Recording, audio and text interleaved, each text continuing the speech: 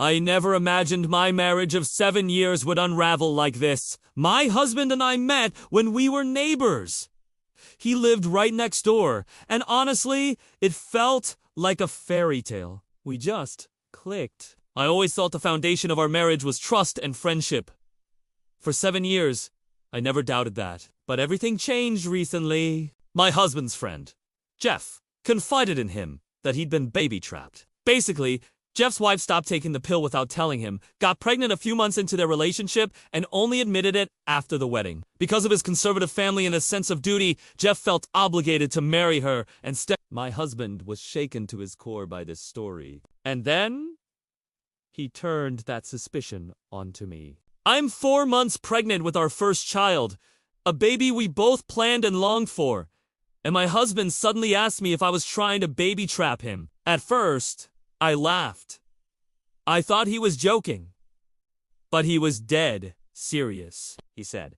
There's no time limit on being trapped. And that my intentions must not be pure because I didn't take his concerns seriously. I told him we've been married for 7 years. There's no trapping him. But he twisted my response into proof that I wasn't trustworthy. The next morning, I woke up and he was gone. Hours later, I got a cruel text from his younger brother, accusing me of forcing my husband into this pregnancy, even though it was something we both decided on together. My husband wasn't answering calls or texts.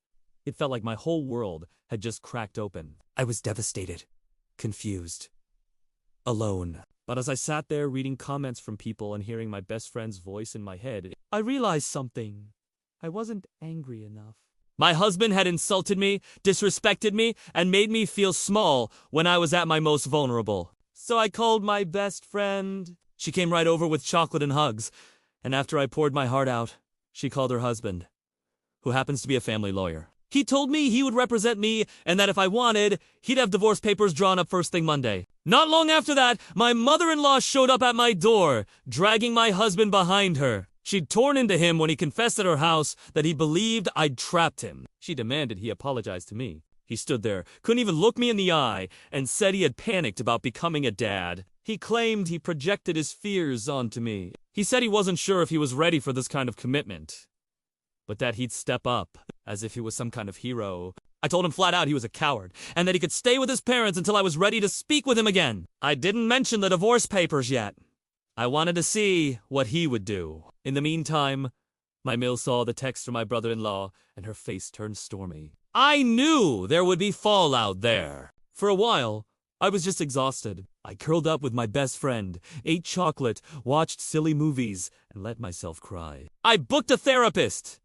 And then life carried me forward. I went to a scan with my doctor. My Mill came with me, and we found out together. It's a girl. A little baby girl. I was over the moon. My Mill was so touched to be included, and she was glowing with excitement about becoming a grandmother. A few days later, she organized a family lunch. I was hesitant, but I trusted her intentions. Around the table sat my Mill, my Phil, my husband, and his brother. The atmosphere was heavy until my Mill asked if anyone had something to say. My brother-in-law spoke first, apologizing for the horrible text he'd sent me. He admitted he just wanted to defend his brother, but I reminded him that he knew full well how much we had struggled to conceive. He hung his head.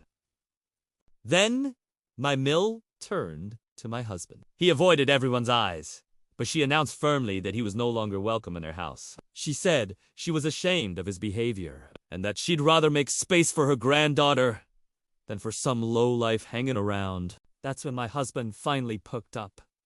When he heard we were having a girl, he burst into tears, saying he was so excited, wanting to touch my belly, asking if he could come home and paint the nursery. And I told him no. I told him he wasn't welcome, that he had destroyed my trust, that if I took him back, I'd always be waiting for the next time he ran away when life got hard. He asked if I was saying it was over. Calmly, I told him yes.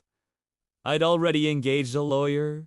He grew frantic, said it wasn't fair, that he had just panicked, that he wanted me and our baby girl. But I reminded him he hadn't looked panicked when his mother had to drag him to my door.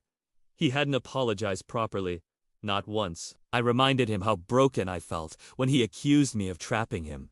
when I trusted him the most. My Mill backed me up, asking him to imagine how vulnerable I felt, carrying his child, only to be accused of something so cruel. In the end, I told him again that my home would remain my safe space, and he was not welcome. A few days later, he was served divorce papers at work. I didn't even flinch. I had already made my decision, and now I'm focusing on my little girl, on creating a safe, loving home for her. My Mill has stood by me every step of the way, reminding me that I'm still family to her. My best friend has kept me laughing, reminding me I'm not alone. And me? I've found a strange sense of peace in all of this. I thought I'd cry endlessly, but instead, I feel calm, like I finally understand my worth. I never thought my marriage would end this way, not with betrayal, but with me finding the strength to choose myself and my baby. And if there's one thing I've learned, it's this: panic is not an excuse for cruelty. And when trust is broken, sometimes the bravest thing you can do is walk away.